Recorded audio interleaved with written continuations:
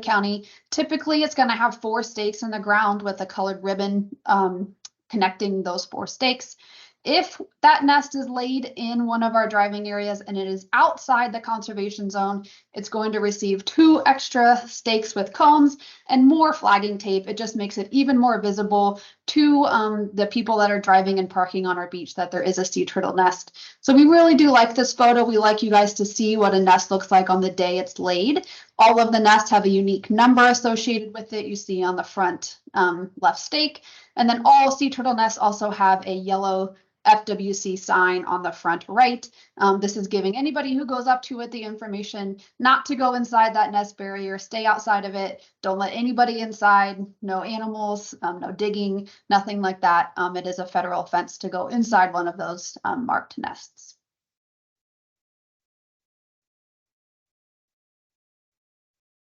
And I'm passing it off to Jennifer now.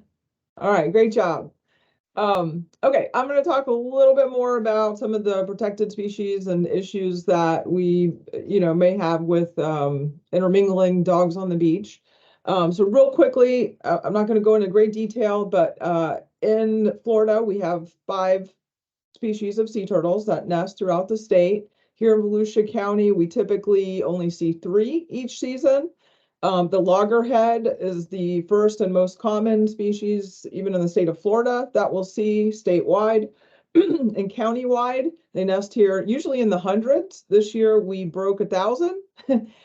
So that's good news. The loggerhead sea turtles are listed as a threatened species, and their population, at least in Florida, their nesting population appears to be increasing in recent years. Our next most common species is the green sea turtle. And they are not green on the outside. Their fat is green on the inside. They primarily eat seagrasses, and you'll find them in Volusia County, not only just offshore, but more so in our inland waterways, and they're foraging on our seagrasses and algae.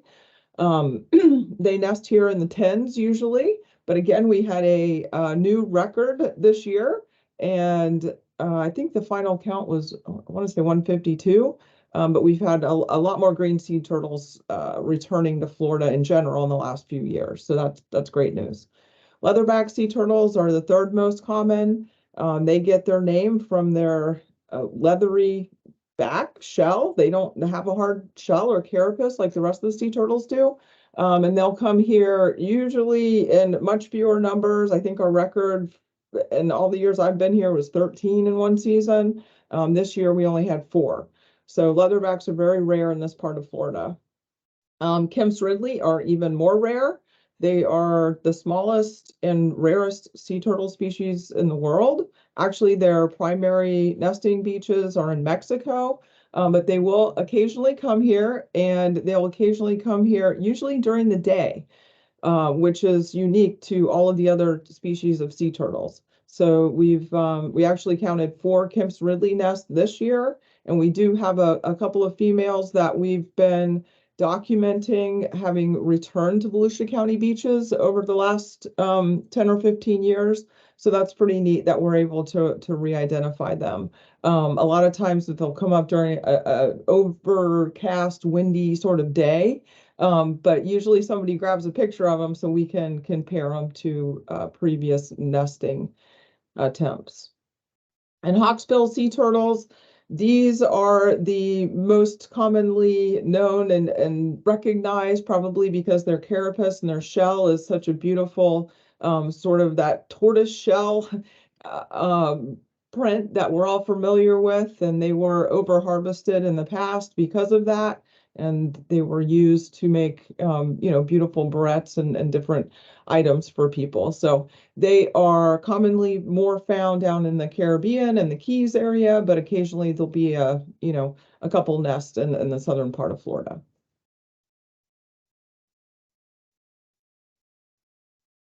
Okay, so as Jamie mentioned, our nesting season is between May and October every year. So the sea turtles, they don't read books and they don't always follow the textbook guidelines for dates. The last couple of years, we've been seeing, turtles kind of come in earlier and earlier. They're triggered by the temperature of the water. And so we, started early this year. We've had a record high nesting season, and our last nest was late in September, which is typical. The reason that we include October is because we're still monitoring all those nests that are still out there. And right now we have less than 100 left.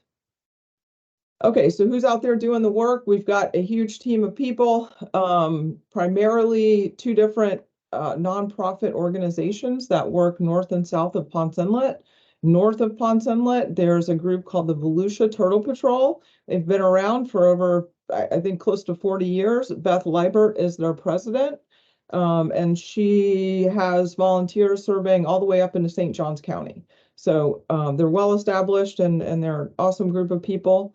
South of the inlet, we've got another nonprofit organization called the NSB Turtle Trackers, and they are overseen by a private ecological consulting firm called EAI. And both of these groups work closely with our sea turtle habitat conservation plan staff. So what they're doing is they're out there every morning, they're documenting every single crawl track, and they're reporting that to the county. They're marking off all of those nests before we open the beach to driving. Shifting gears a little bit, we have a small shorebird that comes here in the winter time. It's called a piping plover, and there's different subspecies of piping plovers throughout North America. Typically, they nest in different areas, but they'll come to Florida and sort of overwinter here. Sometimes they're staying for the entire winter. Other times they're just here migrating through, moving on to another beach to spend the winter. So we actually have designated critical habitat by the United States Fish and Wildlife Service around the Ponce Inlet area. When we do survey for these birds, we do find them primarily around the inlet. However, they will use our beaches throughout Volusia County. Other species of birds that we'll have using our beaches are the Wilson's plover, the least tern, and the black skimmers. These three will actually make nests directly on the sand. We do have history of nesting birds, primarily in the inlet parks. And for some of you that have been around for the last few years, you've seen some press on the nesting activity out at Disappearing Island inside Ponce Inlet. The habitat there is very conducive for them. Unfortunately, the presence of humans and animals sometimes can make those nesting attempts a little more difficult. We also have a large congregation of gulls that's worth mentioning. And if you're local here and you've ever been down to Daytona Beach shores in the evening, you've probably seen these thousands of gulls that congregate. Usually in the wintering months between mid-November to March, they'll come in right around sunset and they'll sort of roost along the shoreline. And we just bring it to your attention because this has been recognized as a nationally significant congregation. So people are coming actually from different parts of Florida and other areas to see these birds and identify them. Some of the gulls have been identified from as far away as California and Iceland and Russia. Okay, so for everybody that's a dog beach volunteer, thank you for getting out there and helping to educate the public as they're using our beaches. This is a trial period that the county council has voted on to begin November 1st and run for 18 months until May 1st, 2025. The dog access hours are going to be the same through all those months from sunrise to sunset. So those vehicle access times that Jamie went over with you, that is going to apply to volunteers as well. So just be aware that the vehicle access time is going to vary by season. So if you are coming on and you're planning to, bring your car down with your dog for the day, you'll need to be aware of what those hours are. The other big thing we'd like you to do is know when to identify and report any sort of wildlife incidents that you may encounter. This is a great picture. There's actually a piping plover here, sort of in the mid-ground of the picture. It's hard to see. They're very small and they camouflage well into the sand. In the background, there's a dog on a leash. This was taken in Smyrna Dunes Park. Everybody's, following the rules there. But the big thing is for these small shorebirds is that they perceive dogs as predators. In the wild, any animal larger than them is going to be a predator. So regardless of how nice your dog is or if it's on a leash, birds are going to, kind of react in that predatory way. So of course we want and have the regulation that all dogs should be leashed at all times to maintain control. If there is wildlife present, any type of shorebirds, try to keep the dogs at least 30 feet away. And that would include, not only birds, which is most commonly what you're going to find, but on the occasion, you may have a sea turtle that's attempting to nest early in the morning or heading back out to the ocean. We do have marine mammals that unfortunately will strand alive along the beach. So if it happens that an injured dolphin or a whale comes in that area, you definitely would want to direct the public to stay away from them. Gopher tortoises also tend to show up along our beaches occasionally, and they do dwell in the habitat along the beach. So as Jamie mentioned, deterring digging and walking on the vegetated upper areas of the beach is encouraged. The conservation zone is not off limits to, pedestrian activities in any way. However, we do anticipate, large groups of people or dogs and dog activity. We'd want to discourage that from happening in the conservation zone if possible. And dogs love to dig. We know that. But one of the good things to kind of keep in mind is if somebody's down there and they're sitting in a chair letting their dog kind of have fun and digging for the day, that if they can do that below the most recent high tide line is preferred. That way, when the next tide comes in, it'll most likely fill in that hole. We do have a proactive education message throughout Volusia County beaches, even for beach goers who are leaving holes at the beach, to please not leave them because they become tripping hazards to people using the beach at night and also to other wildlife that's trying to use the beach after hours. So again, as mentioned, stay east of the conservation zones when possible. This photo was taken down New Smyrna Beach, I think last summer, right at sunrise. People like to sneak down onto the beach and bring their dogs and, let them have fun. But there are the potential for sort of wildlife and dog interactions and that things that we'd like to see prevented. So in this case, this person has their dog off of a leash and there's a sea turtle who's returning to the ocean. And she's probably been out of the water and on the beach for a couple hours laying eggs. She's completely exhausted and is very defenseless. So, this is the sort of thing that we don't want to see happen because if she's trying to react and that dog doesn't know any better, things could go in a direction other than what we'd like to see. So if, anything like this does happen, our HCP staff is going to be available. We are available on call by phone or by texting. I'm going to put up our phone numbers here. We can provide this information after, or if you want to just take a quick picture of your screen right now. But basically, we have staff that's available to help answer your questions or help direct you to how to handle the situation. In a lot of cases, it's going to be an immediate phone call to either beach safety, or in some cases, you may need law enforcement assistance. So the beach safety Cardinal lifeguard station is down there at the bottom. The number next to it is actually for beach safety dispatch, the 239-6414 extension 0. Please keep in mind that they might not be staffed until 8 a.m. So in the unlikely event you need assistance, you can call any of these people. Sorry, Jennifer. I'm sure you want text messages as well, but your cell phone is wrong. So it's 547, not 548. The third name down, Oh, the cell phone is 386-547-0025. yes. Okay, thank you for that. We'll correct it.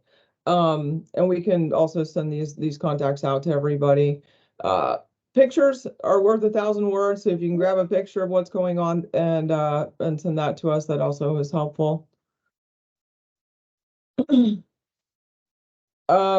may encounter a sea turtle during the day. It's not likely, but sometimes if something's going on, like I mentioned, a Kemp's Ridley might come out during the day, or occasionally we do have other, female sea turtles that will emerge. For whatever reason, you would want to report that. One of the big things that we're concerned about in this stretch of beach would be any sort of vehicular activity that's happening. Also, animals in the area could, somehow interact with sea turtles or birds trying to do their, activities. But in general, if you do see any sort of sea turtle activity, you would want to try to leave the sea turtles alone unless they're in imminent danger. That would be the only time that you'd want to, get close or try to redirect a sea turtle, as if they were crawling up onto the road or something like that. Otherwise, just kind of help us keep crowd control, notify beach safety. They'll get out there, they'll take over, and the turtles will do their own thing. Okay. Washback season is right now. This is the time of year when all of those sea turtle nests have hatched and the little baby hatchlings have made their way offshore. And where they go is to the floating seaweed in the Gulf Stream. And as that seaweed floats by Volusia County, sometimes there's a sort of a perfect storm where we get our currents and tides that bring that seaweed back onto the beach. And so only during these months do we anticipate that it's likely that we're going to find sea turtles in the seaweed. And so right now we, just in the last month, I think there's been over 150 of these washback sea turtles recovered in our area and taken down to the Marine Science Center in Ponce Inlet. So we just want you to be aware of this time of year. And if, somebody brings you a sea turtle or your dog may sniff one out if there's fresh seaweed on the beach, that you'd want to get that out of harm's way, notify beach safety. We don't hold washbacks in water. We don't put them back in the ocean. Usually they're very exhausted and tired. They can barely lift their heads to breathe in some cases. So we just hold them in a sort of a dry container, and we'll get them down to the Marine Science Center where they'll get rehabilitation and care and hopefully taken back offshore by boat. They don't have the energy to swim out on their own. They may be trying, they may have, some energy, but we want to collect those and get them off the beach because we also don't want them to get, run over. They're very well camouflaged. They're kind of hard to see in the seaweed. And we do have a volunteer team that we use to help us look for these washback sea turtles.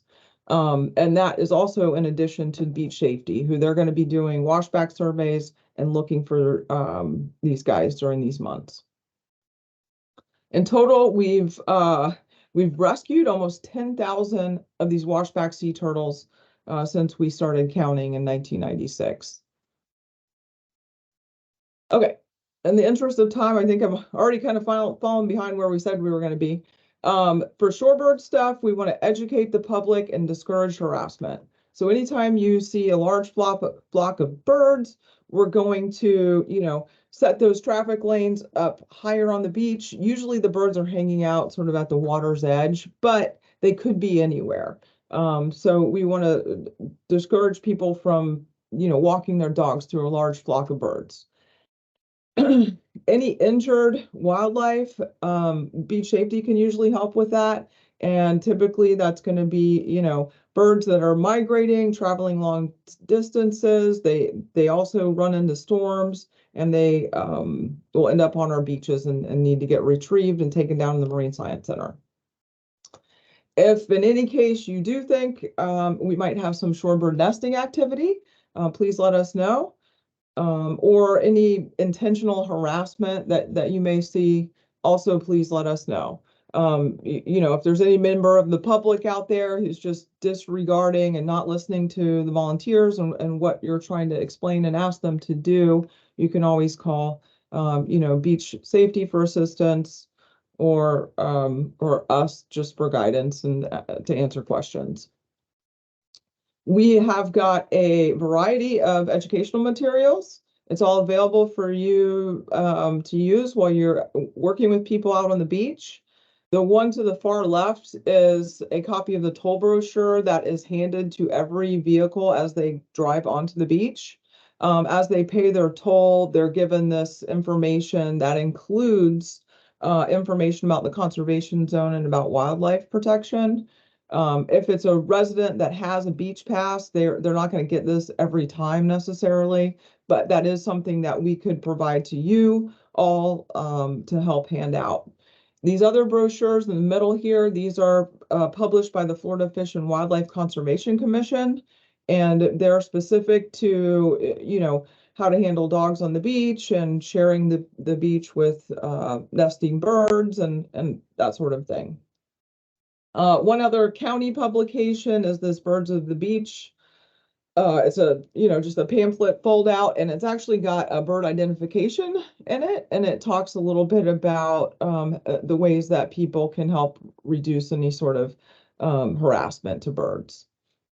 Beach safety might have a sign out that looks like this that says "Do not disturb beach wildlife." We try to strategically place those signs in areas where we know we do have large congregations of birds. So typically they're usually around the inlets and the driving beaches. Okay, I'm on my last slide. So this program has been very successful over the years because we all work together, and the more people who understand this program and know what we're trying to achieve and get behind us and help us with that, the more successful we are. So as mentioned, we're working under a federal permit along with state officials, county officials, all of the beach community and everybody who works out on the beach, all play a role in this, and they're all, very helpful and supportive. So we welcome you guys to the beach and can't wait to see you out there. Here's our phone numbers again. Our website is volusiaseaturtles.org. You can get a ton of information there. And again, Jamie and myself, and we have a field manager who's also online named Nicole. We're glad to help you if you have any questions. So with that, the environmental piece is done. I'm going to hand it over to Alicia to talk about animal control.